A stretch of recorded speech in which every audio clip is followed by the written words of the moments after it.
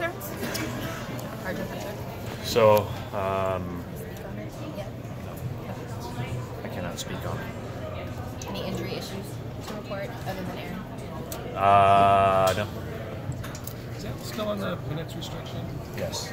If so, is that kind of, it's usually that's used to kind of get somebody back in condition. Is this more of a long-term situation? Like, could you be on that minutes restriction for a while? Yeah. Yeah, it's gone up.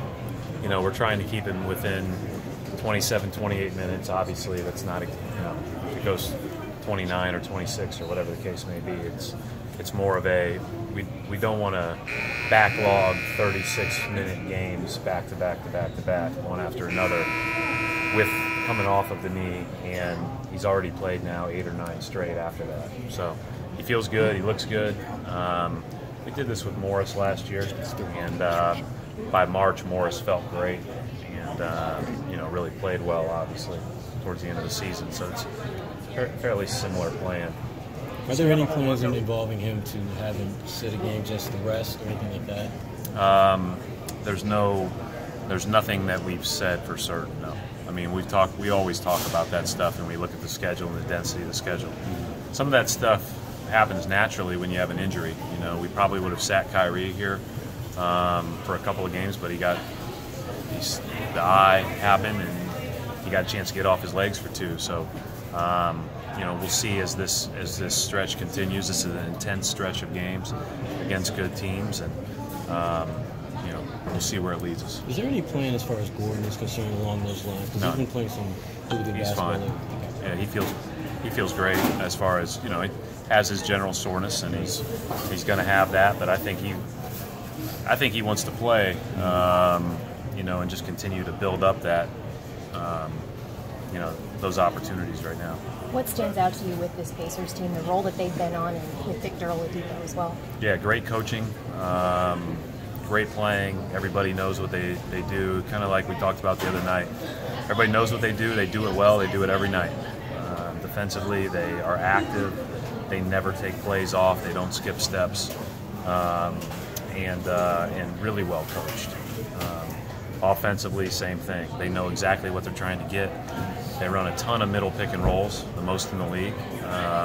And obviously Oladipo is a big part of that, but they've got other guys that can do that. And then they've got 3 bigs that people should be talking about on a daily basis, in Young, Sabonis, and Turner. I mean, those guys are really, really having great years. They can play through them, they can post them.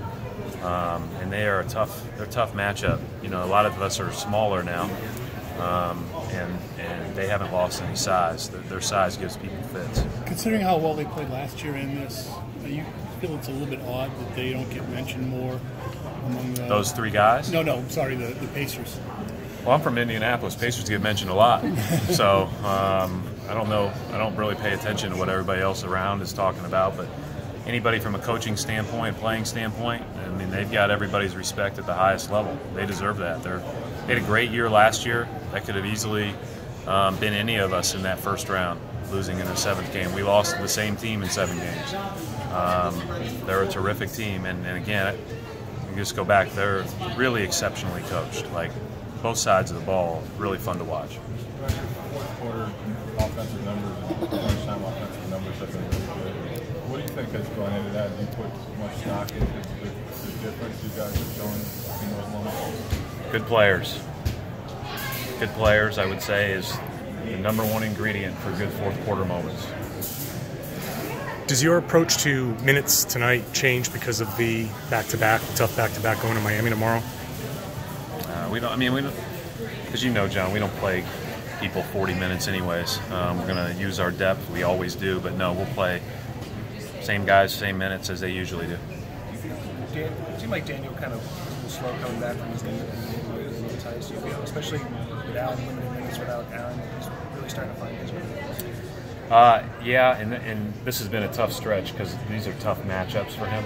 As I said before, a couple games ago, when he came into the league, he's a rolling 5 with a small lineup, but often probably thought of himself as a 4 coming into the NBA.